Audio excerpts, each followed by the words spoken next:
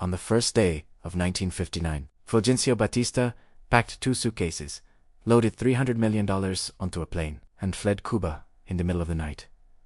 By morning, a 32-year-old lawyer with a beard and a rifle walked into Havana and told 6 million Cubans their suffering was over. His name was Fidel Castro. And he was right. One kind of suffering was ending, but a different kind was about to begin, one that would last longer. Cut deeper, and here's what 65 years of actual data shows. They might not even be the main story. The same island that once had the 3rd highest standard of living in all of Latin America, ahead of several European nations, would within 30 years be unable to feed itself. The question you need to ask is not who to blame. The question is, how does a country destroy itself while believing it's being saved? Before we go further, nothing in this video is political advocacy. This channel examines history and economics. What you do with the information is your decision. The official story, the one Cuba has told for 65 years, goes like this. Cuba was a paradise before the revolution. Then America, furious at losing its playground, launched an illegal economic war. Everything that went wrong is Washington's fault. There is enough truth in this to make it believable. The embargo is real. American-backed assassination attempts on Castro are documented. American corporations did own 70% of Cuba's arable land before 1959. But here's what that story leaves out. In 1958, Cuba had a per capita income higher than Austria, Japan, and most of southern Europe. By 1990, before the Soviet collapse, while the embargo had been in place for decades, Cuba's food production had already fallen 40% from pre-revolutionary levels. Per year in subsidies from 1960 to 1990, that is roughly 30 billion in today's money. Every single year. Cuba spent those 30 years cashing in Soviet back-in, full international trade with every country except the US, and still could not feed itself. When the Soviets collapsed in 1991, the Cuban government called the resulting famine the special period. Cubans lost an average of 20 pounds in a single year, not because the embargo suddenly got worse, but because the Soviet money stopped. Cuba, in 1959, produced sugar. A lot of sugar. Sugar was 80% of Cuba's export earnings. He announced a dramatic industrialization plan in 1961. Cuba would become self-sufficient. By 1963, the plan had failed completely. Industrial output had collapsed.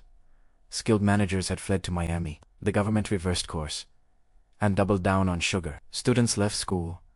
Factories shut down. They harvested 8.5 million tons. The economy had been destroyed to miss the target, and sugar prices on world markets had fallen 40% since the plan was announced. That single failed harvest set Cuba's development back by an estimated decade.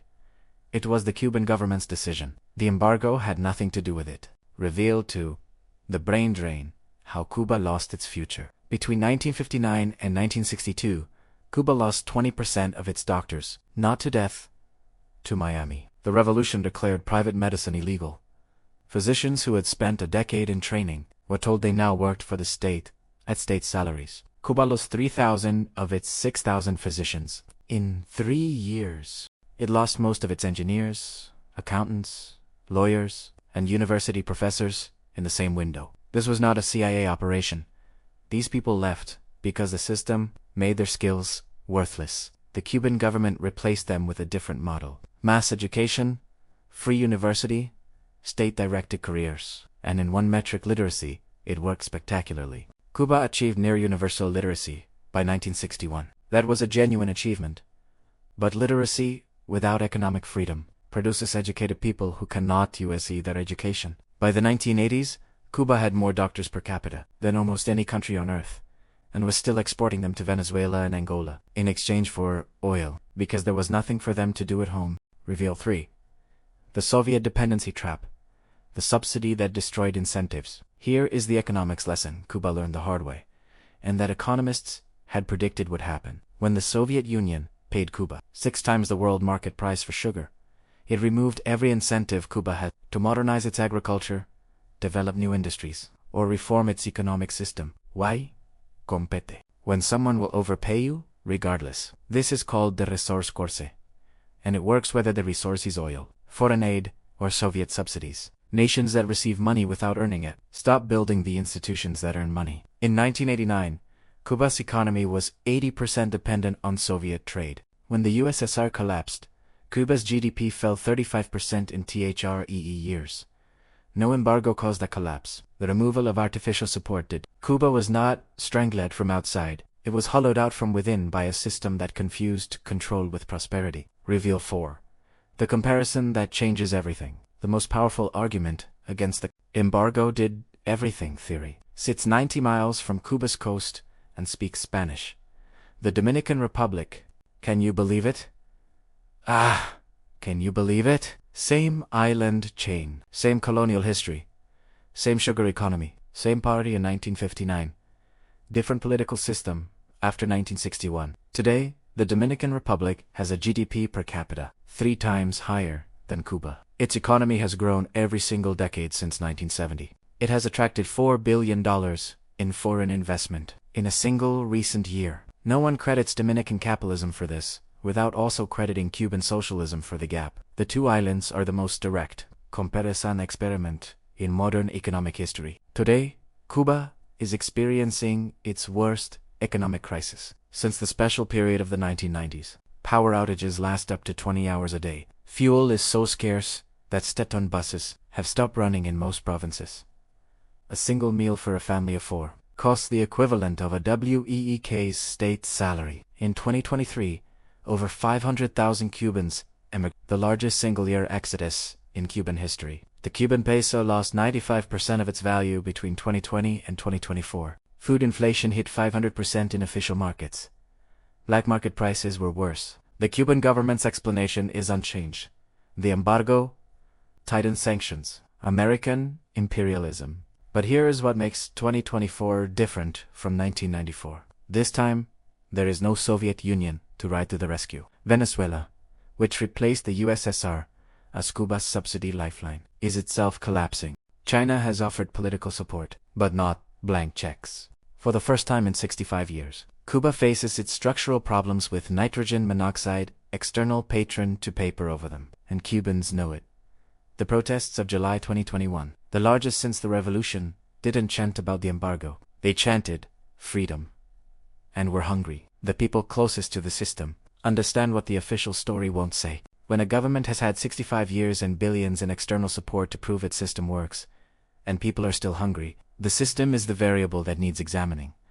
First, embargoes are real, but they are rarely the whole story. The American embargo on Cuba is genuinely harmful and has measurable economic costs. Multiple studies estimate it costs Cuba $4 to $5 billion annually in lost trade. That is real. But Cuba traded freely with Canada, Europe, Russia, China, and Latin America for 65 years, and still could not build a functioning economy. An embargo explains a country's underperformance. It does not explain a country's structural collapse. SECOND.